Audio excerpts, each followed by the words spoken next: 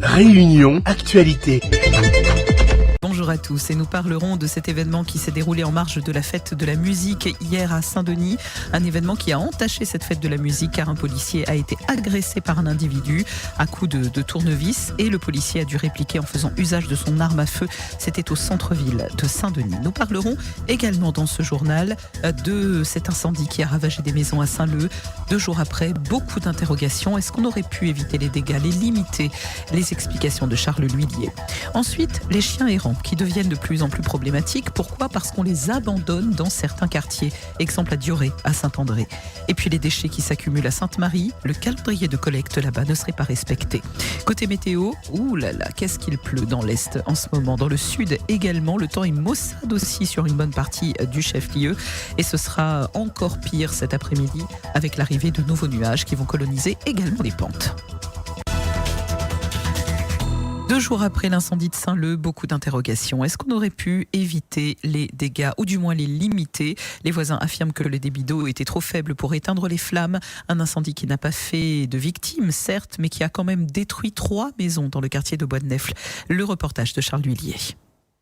Des 3 maisons brûlées mardi soir, il ne reste plus rien, à part un amas de tôle et la ferraille qui servait de charpente. Christine habite juste à côté. Les flammes ont frôlé sa maison. Moi, j'étais chez moi. Quand je regarde, j'ai dit quoi ? Ah là là, les flammes, c'était oh. Très, très rapidement. La fumée noire. Après, à un moment donné, je criais. Il n'y avait personne qui me répondait. On a fait tout de notre mieux. Là, je dis à la famille de M. Bluquer et M. Bluquer de prendre courage. Le malheur est arrivé, on ne peut rien faire. Daniel, un autre voisin, n'a jamais vu un incendie aussi impressionnant. Ça fait mes yeux, mais ouais. Et le feu, il change de couleur. Il est plus blanc, il devient noir. C'est quoi ça ? La flamme là devant l'air. Mais bon Dieu, c'est quoi ça ? M'a couru en montant là. C'est à ce moment-là que Daniel s'est résolu, après avoir appelé les pompiers, à prendre son tuyau d'arrosage. À cause du faible débit d'eau, ses efforts ont été vains. M'attrape le tuyau de l'eau là. Il rouvre. La pointe de l'eau, pas d'eau. Mais c'est merde. Mais comment il fait là ? Mais le pompier, pourquoi arriver ? Mais ils ont fait. On pas en sécurité. Essaye arroser. Bon, les pompiers, ils sortent là-bas, ils se disent, monsieur, qu'est-ce que vous faites là ? C'est danger. Il a dit ça le pompier dit, non, c'est bon, on va occuper. C'est pas là, t'es 50 à la case. Le feu arrive, laisse là, regarde la porte. Alors, aurait-on pu éviter ou au moins limiter les dégâts ? Willy, le fils d'un des occupants d'une maison incendiée, affirme que oui. Depuis lundi soir, vers 19h, comme ça, nous avons eu une baisse d'eau dans le quartier. Quand nous ouvrons le robinet d'eau, il n'y avait pas d'eau. Moi, pose la question à un technicien de Richebourg qui était sur le site du sinistre. Je dois dire moi que je n'avais pas de signalement, qu'il avait de coupure. Des coupures ou des baisses de débit qui de toutes les façons n'auraient pas pu empêcher le départ de feu, mais qui auraient fait débat si, par malheur, l'incendie avait fait des victimes.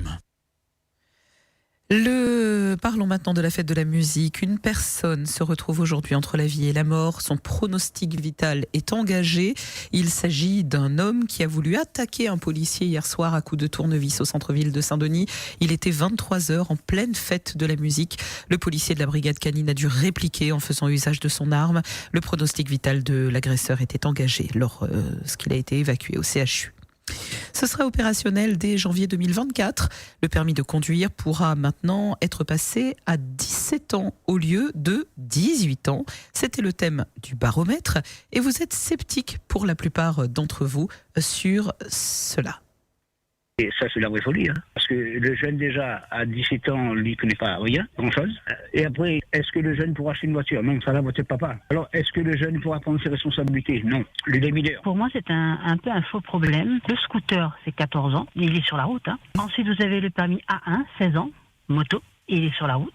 Après, si c'est une question de maturité, alors oui, à 18 ans, il y en a qui sont toujours pas non plus matures. Et il y en a qui à 17 ou même à 16 vont l'être. Qui c'est qui va signer ? Vous croyez que l'assurance va accepter la signature d'un enfant de 17 ans pour faire un contrat d'assurance ?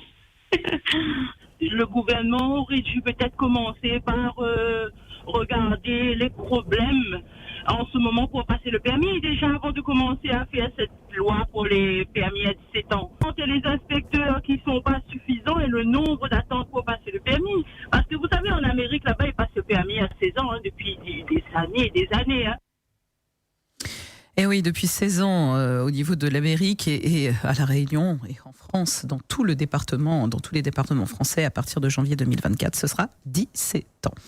Sachez qu'aujourd'hui, si vous avez des dossiers à faire à la CAF, à la CGSS, vous aurez peut-être du mal à faire traiter votre dossier. En effet, les agents de la CAF et de la CGSS cessent le travail. Il s'agit d'un mouvement qui est national. Ils se rassemblent en ce moment même, boulevard Doré, devant le siège de la Sécurité sociale. On va maintenant parler de ces chiens errants qui sont abandonnés par leur maître et qui, pour se nourrir, finissent par s'attaquer aux élevages. Direction le quartier de Dioré, à Saint-André.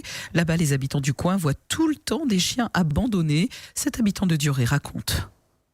On habite un peu retiré, et donc il n'y a pas de voisins, pas de rien à côté. Les voisins, non, mais au bout de, 500 mètres, alors. Les gens, ils viennent là, mais je ne comprends pas pourquoi de monde ils prend le chien, puis ils lâchent comme ça. C'est André Dioré. Vendredi, samedi, les gens, ils viennent jeter, quoi. Plein. La foyer, je ne sais pas s'ils viennent là ou pas, mais plein de chiens ronds. Plein. Quand je dis plein, il y en a au moins une bonne dizaine. Hein. Ils viennent casser les parcs, ils rentrent dedans. Hein. Les gros, ils sortent les parcs. Et ça, les petits ne passent pas dessous. Ils fouillent le trou dans la terre, ils passent dessous, ils rentrent dans le poulailler. Ils ont faim, hein, c'est ça. Hein. Ils chassent pour se nourrir. Il n'y a pas de solution. Comment on va attraper un chien? Quand ils tuent, c'est la quarantaine, ils mettent à terre. Hein. Ils tuent, hein, ils ne mangent pas. Hein. Ils tuent, ils mettent à terre. Tout ce qui bouge, en fin de compte, ils se trappent. On se tient un jeu. Hein. Pas évident pour nous. Hein. Ras-le-bol des déchets qui s'entassent sur la commune de Sainte-Marie. Coup de gueule dans ce journal. Vous allez entendre cette habitante de la commune. Non loin de chez elle, il y a constamment des déchets qui s'entassent et ce tout au long de l'année.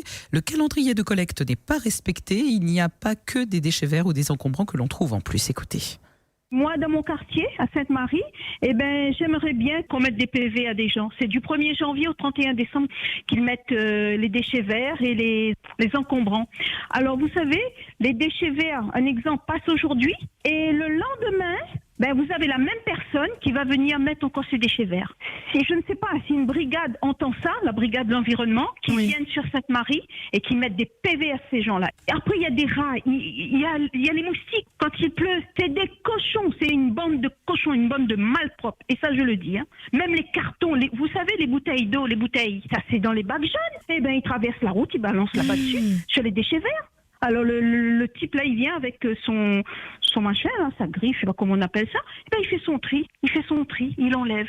J'ai demandé à la mairie de Sainte-Marie de mettre un panneau, le panneau d'interdiction de jeter sous peine d'amende. Vous savez, il faut faire une réunion, une AG, une assemblée générale. Ça aussi, on peut pas faire. Et pour finir, nous allons parler de Radio Freedom 2 et de ses belles découvertes. Ce matin, c'est la chanson Sleepwalk qui a fait battre le cœur de 2 auditrices. C'est un morceau qui a été repris par de nombreux artistes. Et sur Freedom 2, c'était la version des Shadows que nous avons passée. J'ai entendu une chanson à 20h06 sur Freedom 2.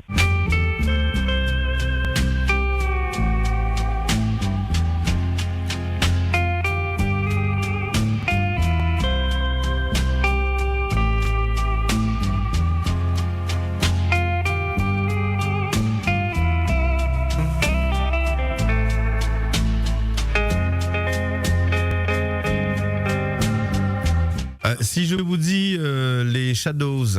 Ah oui, ça me fait penser plutôt dans un mariage qu'on est en train de manger. Je me demande si on n'a pas entendu ce fond musical-là dans le film La Bamba. Vous savez, c'était un film, la biographie du chanteur de La Bamba qui était décédé. C'est un film que j'ai regardé quand j'étais gamine et en tous les cas, ça y ressemble énormément.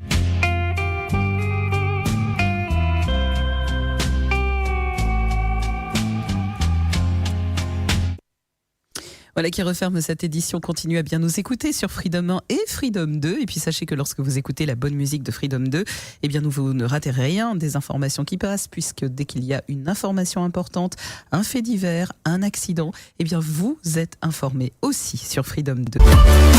O News Radio sur outremernews.fr.